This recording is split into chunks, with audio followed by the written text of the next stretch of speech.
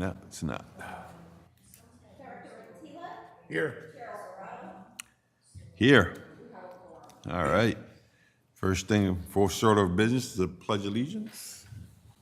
Director Antila, want to lead us? I pledge allegiance to the flag of the United States of America and to the republic for which it stands, one nation, under God, indivisible, with liberty and justice for all.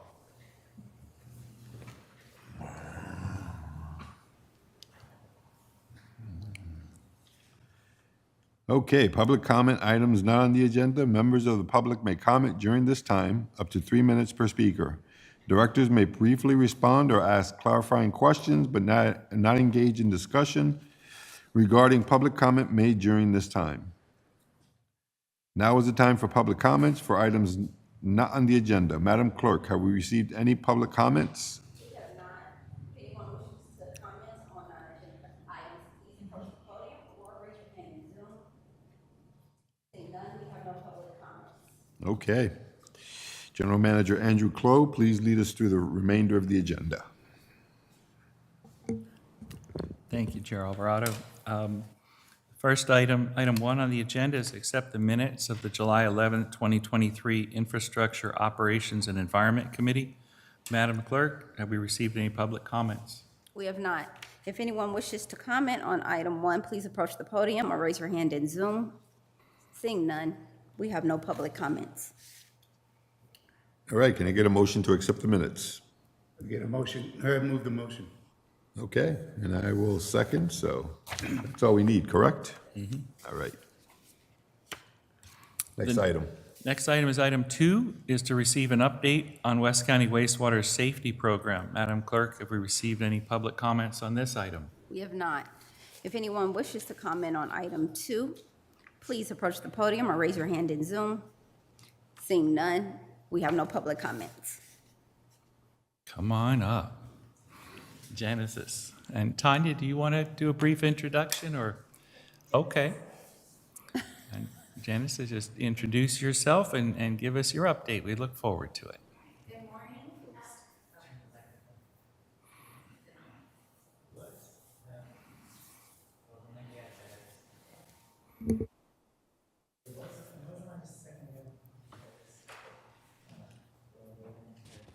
Clip it on.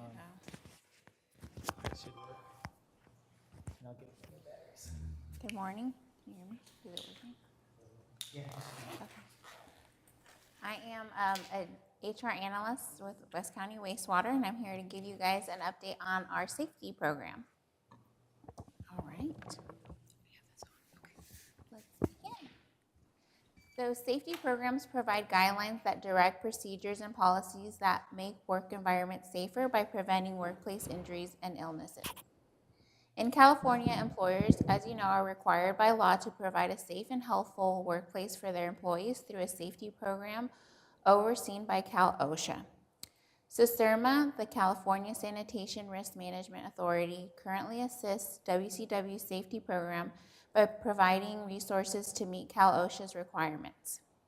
So some of the resources that CISERMA provides for us are identifying Cal OSHA compliance training requirements for work groups and jobs, regulatory compliance and guidance, as well as aiding us in claims reporting guides.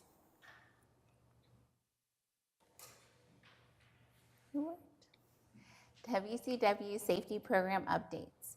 The safety program was placed under the Human Resources Division.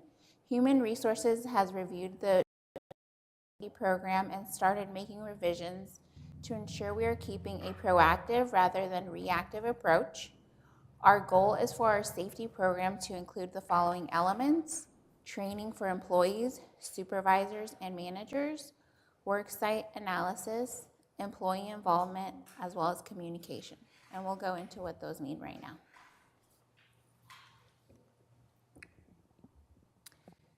Training for employees, supervisors, and managers. An effective safety management program. Do you want me to switch? Turn it on. Okay. Training for employees, supervisors, and managers. An effective safety management program includes training employees and managers to understand the hazards to which they may be exposed and how to prevent harm to themselves and others. To accomplish this, in October 2022, Human Resources partnered with CISERMA to conduct an audit of each of WCW's position safety training requirements. This was to ensure that the safety training requirements were up to date and applicable to each job and their duties. Interviews were conducted with our internal subject matter experts to go over their jobs and duties. As a result, we have the most up-to-date trainings being provided to all our current employees.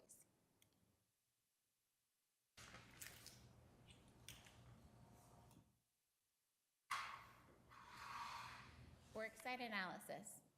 Worksite analysis are necessary for the identification of existing or potential hazards by conducting baseline worksite surveys for safety and health concerns. During the first quarter of 2023, Do All Safety was contracted to conduct a regulatory safety compliance assessment to provide us with a gap analysis. The assessment included taking inventory of our environmental programs, policies, and permits, taking inventory of our safety programs, policies, procedures, and permits, as well as providing recommendations based upon Cal OSHA requirements for work discussed and observed during the site visits. As a result of the final report, we have updated our IIPP, as well as created an internal program to centralize safety training records and SOPs. This is to help ensure audit protection and encourage agency-wide collaboration to strengthen our culture of safety awareness. Employee involvement. A key requirement of a good safety and health program is to ensure employee participation in the design and operation of the program. As part of our updates, we have also restructured the safety committee format. It will now consist of a core of supervisors to represent each division. This was done to ensure that there is proper communication and coordination when we review the schedule for upcoming safety trainings. During these monthly safety committee meetings, we will discuss incidents, accidents, near-miss reporting, as well as inspection findings. Through these meetings, we intend to focus on discussing safety and health issues with the goal of identifying ways to improve the program and reinforce a culture of safety awareness.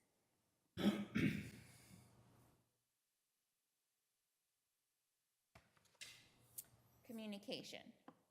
The overall effectiveness of workplace safety depends on an organization's ability to communicate safety goals and objectives effectively. Our communication strategy has been devised and set up in a manner that supports the goals and objectives of the safety program. We have created and implemented an internal safety recording program to centralize safety training records and SOPs on the program known as Monday.com. The safety consultant recommended we purchase new software for our records management, but instead we opted to create our own using the software we already had, which was Monday.com.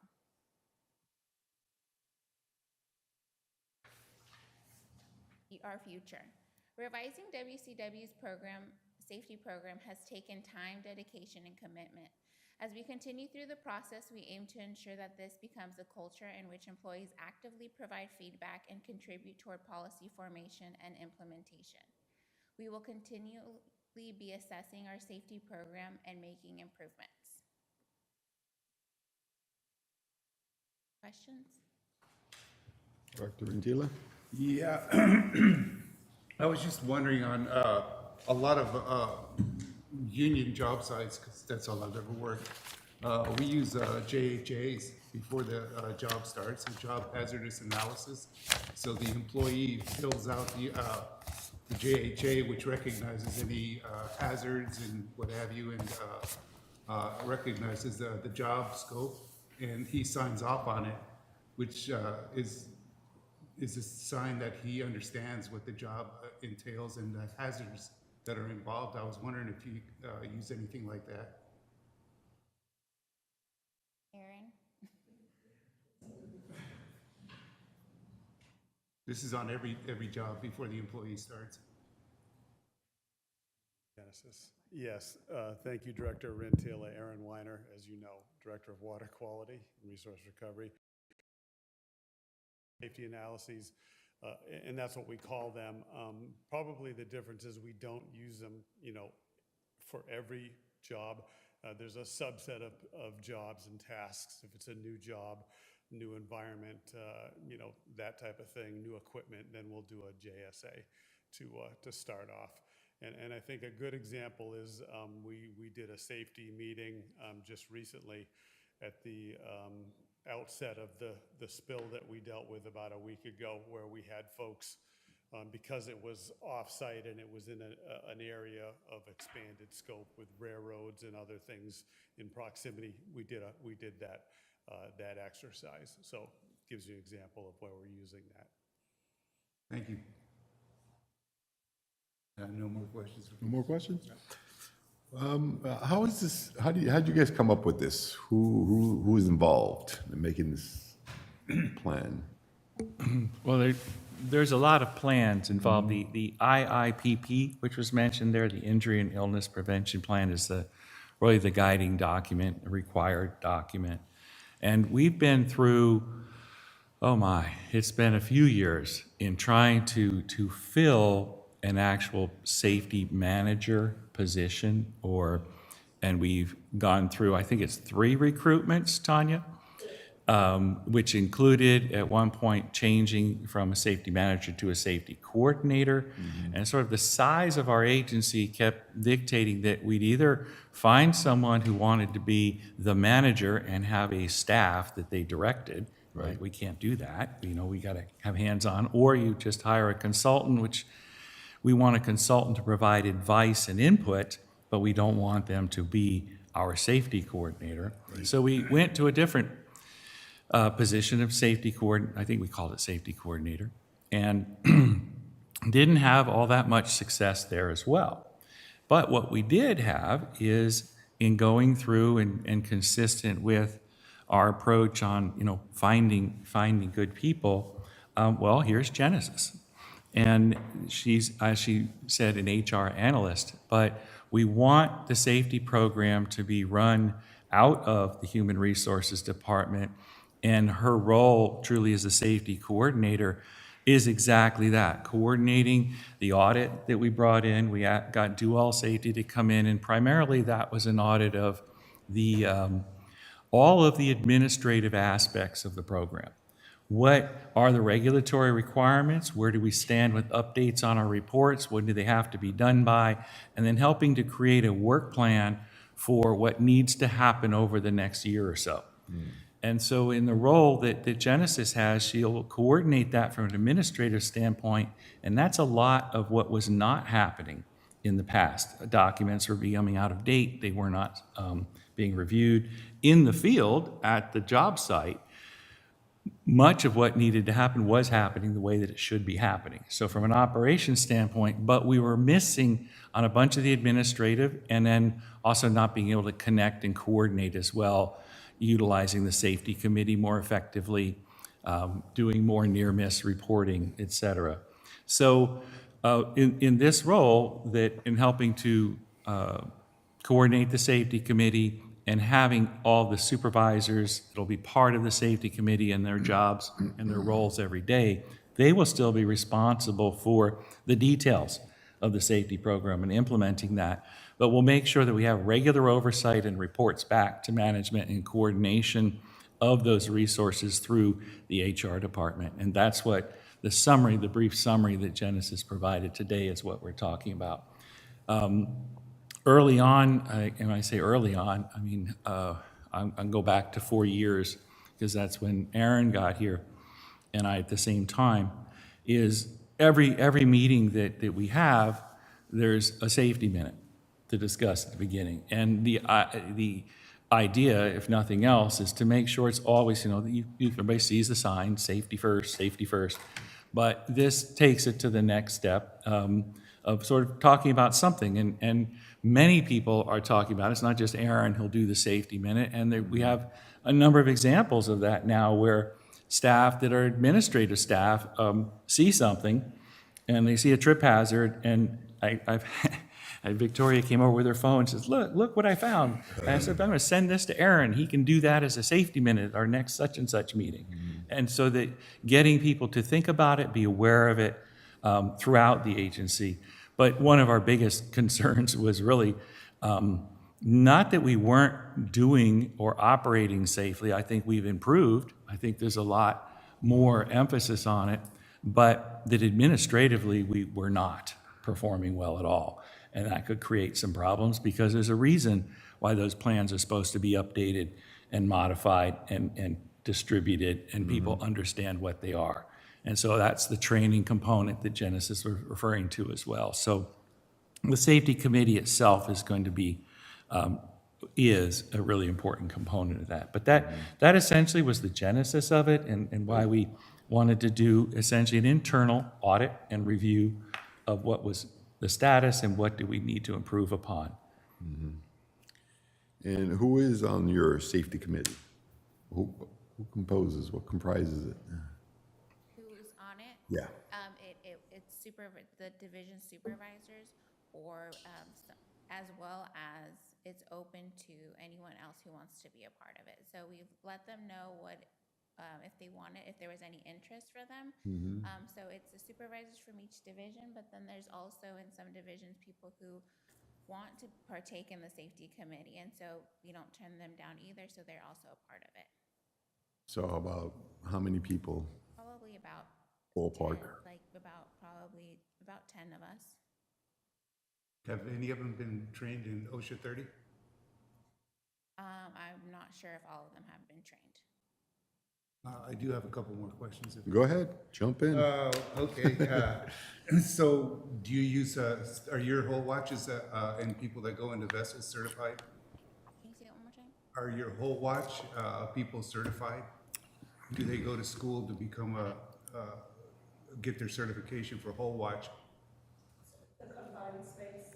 Yeah, Yes. confined space, I'm sorry. And then what about CPR? Are the employees, do they go to, Yes, we have. everybody had that. knows CPR? Yes, here.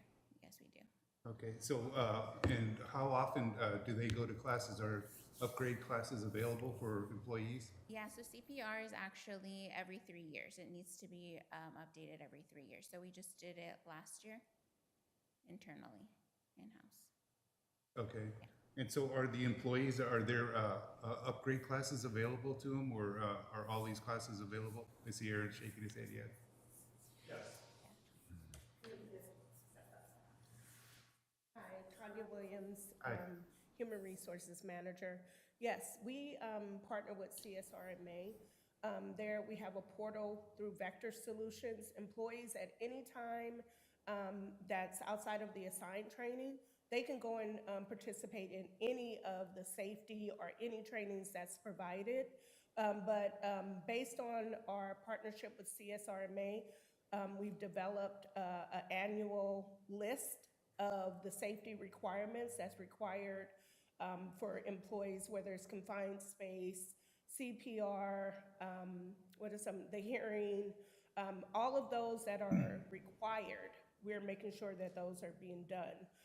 But there are options for employees. So like say confined space entry, there's multiple layers to confined space. That is available for employees. There's, like I said, the Vector Solutions where they can go in and take that online course. But if it's required for them, depending on their position, to have a higher level certification, then that is something that we are following. And who does the education? We partner with CSRMA, Vector Solutions. We have other agencies. DuAll is doing a lot of our in-person. Our CPR was through Cintas, and they came in. We had, this happened as a two-part. We did the online assessment where the employees would do that section on their own time. Work time, but they had a certain time period to do it.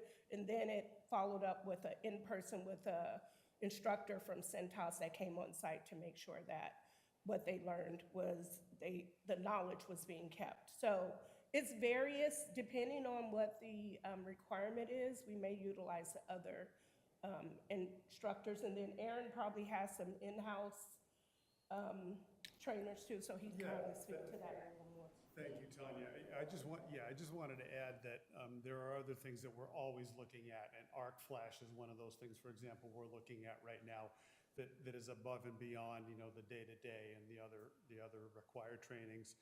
And the only other thing I wanted to mention was Andrew talked about, kind of the genesis of this thing, no pun intended the second time around. But we started 4 years ago, and then actually Michael was promoted into his position at the same time Andrew and I and Justin came on board.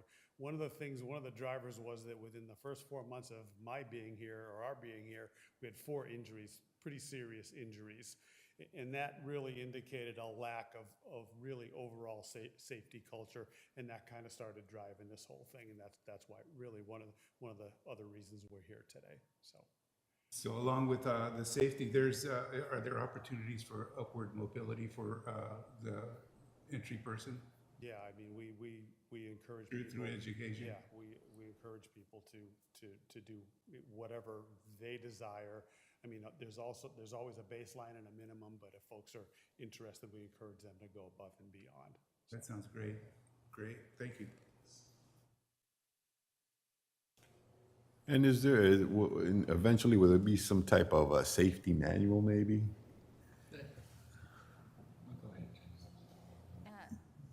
As right now, right now we use the IIPP, is that what you're referring to? That's essentially what our safety manual is the Okay. Injury and Illness Prevention Plan. It covers everything, but then out of that, there's a whole bunch of other supporting documents that would come. And new hires get that?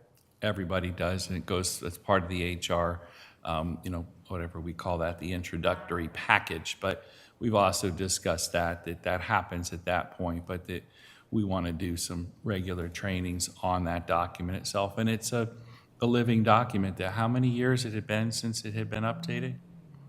4 years. And it should be reviewed and updated way more frequently than that.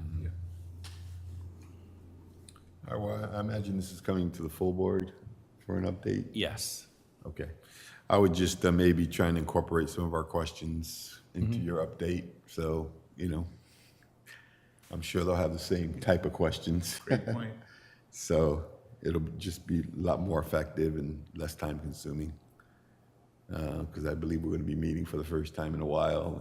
And The agenda is getting slimmer, though. yeah, is it? Well, that's a good thing too.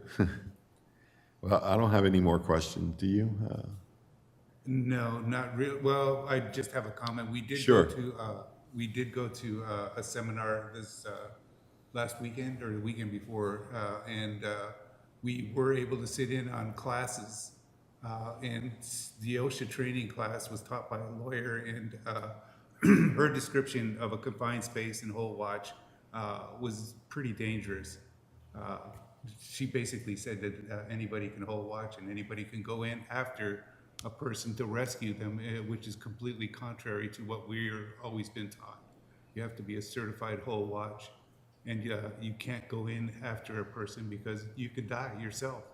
And we have examples of that in our trades. So that's why I asked those questions. And this was coming from a lawyer. Yeah, no, we have, they all do a lot, most of them do, depending on the position, they all do confined space training. We'll have one that's coming up, in October, actually. So, I think that and it's yearly, as, I don't know if you know that, but it is yearly for the in-person training, and recertification. But there's also a clear process and procedure before any entry into a confined space. And if you want a little more on that, Aaron could provide the details on that, but absolutely.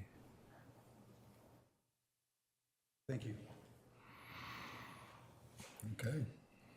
Thank you for the presentation. Very, very informative, and look forward to seeing the revamp one next week. Yes, and thank you, Genesis. And as I'm sorry, excuse me, through the chair, if I may. Did you want me to elaborate? Did you have anything else on that you wanted me to? If you want any little description of it right now, sure. Go right ahead. Yeah, thank you. I'll just give you an example. I'll give you a practical example, a real life example that we've just gone through. One of the components of the Clean Green project is a rehab of our grit removal system. And we have been planning to do that, and we were planning to do that before the rains came. And so our staff and NG staff and all the consultants met over the last week or two, to try to determine if there was a way that they could section off the influent flow channels that go to the grit removal in a safe manner. And it would have required either a full bypass of that unit or a partial bypass where they would have constructed some kind of divider which allowed folks to go into the channel to do the work one half at a time. And so it would have involved a complete, coordinated confined space entry for months at a time. And we decided, after going through the process of meetings and discussions, that it wasn't something that we wanted to do that we were comfortable with. So we decided to put off that project, or that part of the project, till after the rainy seasons in the spring. So that's just one example of how we work through a process of this and evaluating safety. On a day-to-day basis, I mean, we probably don't do confined space more than once every month, or probably even once every 2 or 3 months, but when we do go through it, there is a protocol, there's a permit process, the whole watch and everything else that we need to do, that is implemented, so. Well, since you're up there, I was just curious, do your H2S on the site? Yes, we have a 4 gas monitor that we use before anybody goes in. So I take, yeah, you use sniffers as well, I Yes. think. Awesome, sounds good.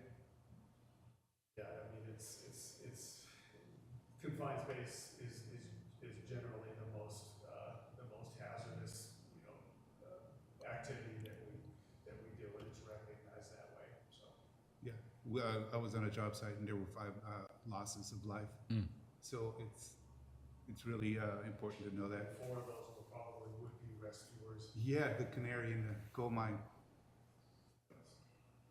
Yeah, thank you.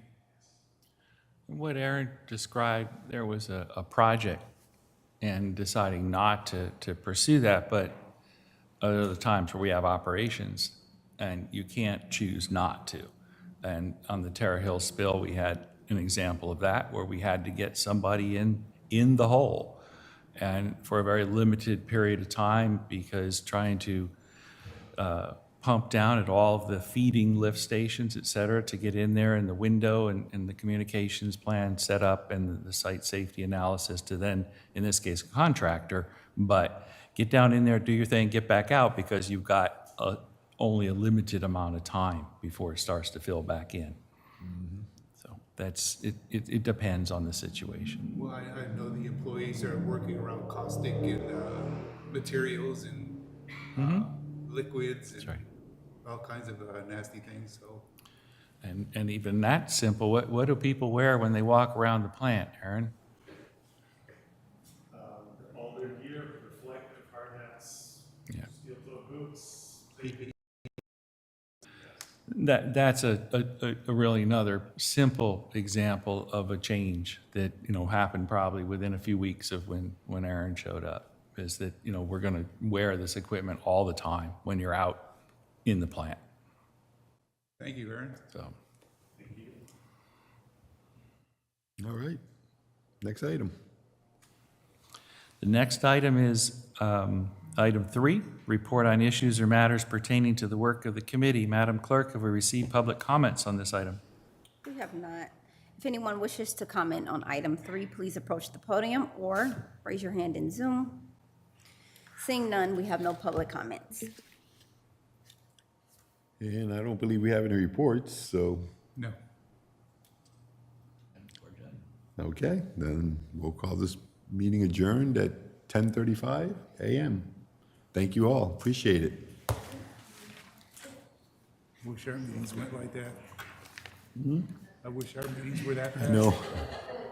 It would be Like, nice. Like a lot of these people, they don't read the screen, the Zoom screen where people are like fidgeting I around. know. And then the pictures get turned off, Exactly. and they're all going, "Fuck this! I mean, screw this."